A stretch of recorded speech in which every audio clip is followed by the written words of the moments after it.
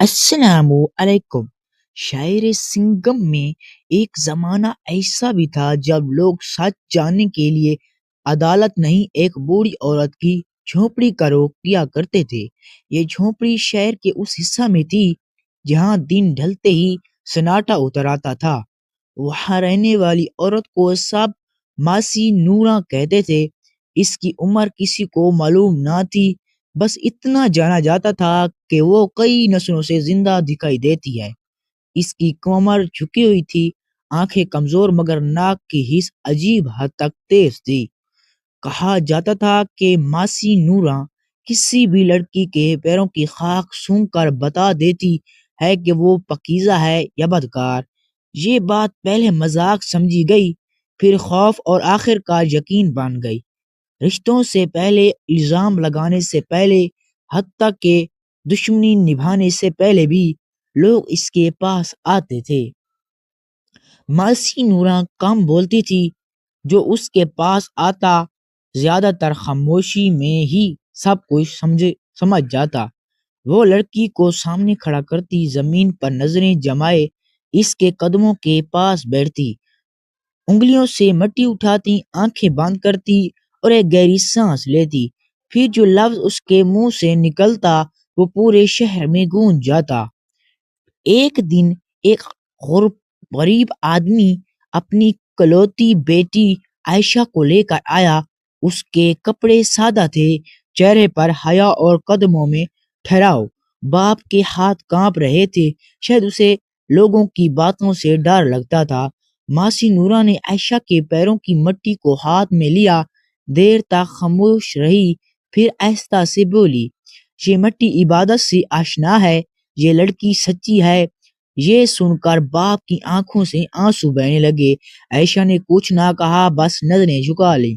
چند ہی دنوں بعد شہر کی ایک با اثر عورت اپنی بیٹی نازنین کو لے کر آئی۔ نازنین کے کپڑے قیمتی، چہرہ خوبصورت، مگر اس کے قدم بے چین تھے۔ وہ زمین پر پورا پاؤں نہیں رکھ رہی تھی، جیسے ہر لمحہ کسی اور سمت بھاگنے کو تیار ہو۔ ماسی نورا نے مٹی سونگھی تو اس کے چہرے کی لکیر سخت ہو گئی۔ یہ لڑکی خود سے جھوٹ بول رہی ہے۔ شہر میں ہنگامہ مچ گیا۔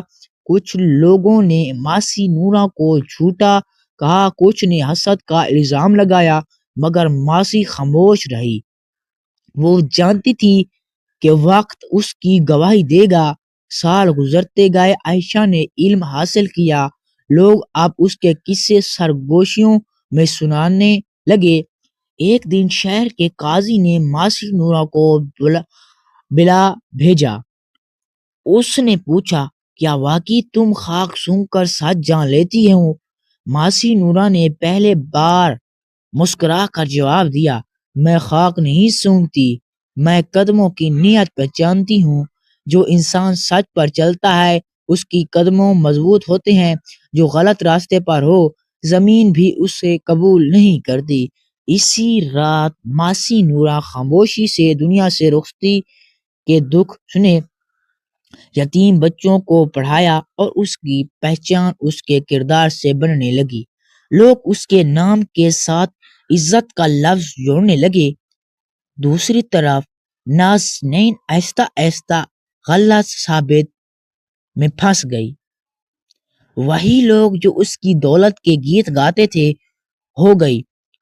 اس کی جھونپڑی ویران ہو گئی، مگر شہر کے لوگ آج بھی کسی کے بارے میں فیصلہ کرتے وقت کہتے، ذرا دیکھو اس کے قدم کہاں جا رہے ہیں، کیونکہ سب جان چکے تھے کہ پاکیزہ داؤں میں نہیں راستوں میں ہوتی ہیں۔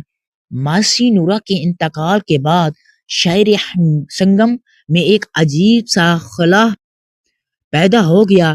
لوگ سمجھتے تھے کہ اب وہ قصہ ختم ہو گیا، مگر اصل میں کہانی وہیں سے شروع ہوئی تھی۔ ماسی کی جھونپڑی خالی پڑی تھی، مگر اس کے دروازے پر آج بھی لوگ رک کر کھڑے ہو جاتے، جیسے اندر سے کوئی آواز آئے گی اور سچ بتا دے گی۔ وقت نے ثابت کر دیا تھا کہ ماسی نورا نے کسی پر الزام نہیں لگایا تھا، بلکہ صرف راستہ دکھایا تھا۔ عائشہ اب جوان ہو چکی تھی۔ اس کی پہچان کسی کی بیٹی کے طور پر نہیں بلکہ اپنے کردار سے تھی۔ لوگ اس کے پاس مشورہ لینے آتے تھے، اپنے دکھ سناتے اور وہ خاموشی سے سنتی۔ اس کے قدم ہمیشہ ایک جیسے رہتے، آہستہ، مضبوط اور سیدھے۔ جن گلیوں میں ماسی نورہ کا نام لیا جاتا تھا وہاں اب عائشہ کا ذکر ہونے لگا، مگر عائشہ کبھی خود کو اس مقام کے قابل نہیں سمجھتی تھی۔ وہ جانتی تھی کہ سچ بولنے کا ہنر انسان سے زیادہ اس کی نیت میں ہوتا ہے۔ ایک دن شہر میں ایک نیا مسئلہ کھڑا ہو گیا۔ ایک با اثر خاندان کی لڑکی پر الزام لگا دیا گیا۔ بات اتنی بڑھ گئی کہ شہر دو حصوں میں بٹ گیا۔ کچھ لوگ لڑکی کو قصوروار کہتے، کچھ اسے الزام۔ آخرکار سب کی نظریں عائشہ پر آ ٹکیں۔ لوگوں نے کہا تم ماسی نورہ کی طرح سچ بتا دو۔ عائشہ نے پہلی بار انکار کیا۔ اس نے کہا میں ماسی نہیں ہوں، میں کسی کی پاکیزگی یا بدکاری کا فیصلہ نہیں کر سکتی۔ مگر شہر کا دباؤ بڑھتا گیا۔ آخر وہ اس گلی میں گئی جہاں ماسی نورہ کی جھونپڑی تھی۔ دروازہ ٹوٹا ہوا تھا، اندر صرف مٹی اور خاموشی تھی۔ عائشہ نے وہاں بیٹھ کر دیر تک سوچا۔ اسے احساس ہوا کہ ماسی نورہ کی طاقت خاک میں نہیں بلکہ مشاہدے میں تھی۔ اگلے دن عائشہ نے سب کو جمع کیا۔ اس نے نہ کسی کے پیروں کی خاک سونگھی، نہ کوئی رسم ادا کی۔ اس نے صرف اتنا کہا میں کسی کے ماضی پر بات نہیں کروں گی، میں صرف اس کے حال کے قدم دیکھوں گی۔ اس نے الزام لگانے والوں اور الزام سننے والوں لڑکی دونوں کو ایک ساتھ چلنے کو کہا۔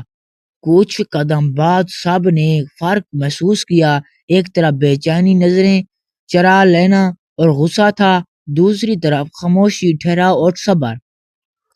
وقت نے پھر سچ کو بے نقاب کر دیا۔ الزام جھوٹا نکلا اور جنہوں نے لگایا تھا وہ خود اپنے قدموں میں الجھ گئے۔ شہر کو سمجھ آ گیا کہ سچ کبھی کسی ایک شخص کا محتاج نہیں ہوتا، بس دیکھنے والی آنکھ چاہیے۔ کچھ عرصے بعد نازنین دوبارہ شہر لوٹی۔ اس کی دولت باقی تھی مگر وقار نہیں۔ وہ سیدھی عائشہ کے پاس آئی اور خاموشی سے بیٹھ گئی۔ بہت دیر بعد اس نے کہا ماسی نورہ نے اس دن جو کہا تھا وہ درست تھا، میں نے اپنے قدموں کا خیال نہیں رکھا۔ عائشہ نے جواب دیا قدم بدل لیے جائیں تو راستہ بھی بدل جاتا ہے۔ یہی بات شہر سنگم کی پہچان بن گئی۔ لوگ اب پوچھتے نہیں تھے کہ کون پاکیزہ ہے اور کون نہیں، بلکہ یہ دیکھتے تھے کہ کون کہاں جا رہا ہے۔ ماسی نورہ کا نام تاریخ بن گیا مگر اس کا سبق زندہ رہا اور عائشہ نے اسے آگے بڑھا دیا، بغیر دعوے، بغیر شور کے، کیونکہ آخرکار انسان کی اصل پہچان اس کے لفظوں میں نہیں، اس کے قدموں میں ہوتی ہے۔ امید کرتے ہیں آج کی ہماری سٹوری آپ کو اچھی لگی۔ اگر اچھی لگے ہمارے چینل کو لائک، شیئر، سبسکرائب کرنا نہیں بھولیں۔ انشاءاللہ ملیں گے نئی ویڈیو کے ساتھ، تب تک کے لیے اللہ حافظ، اوکے بائے۔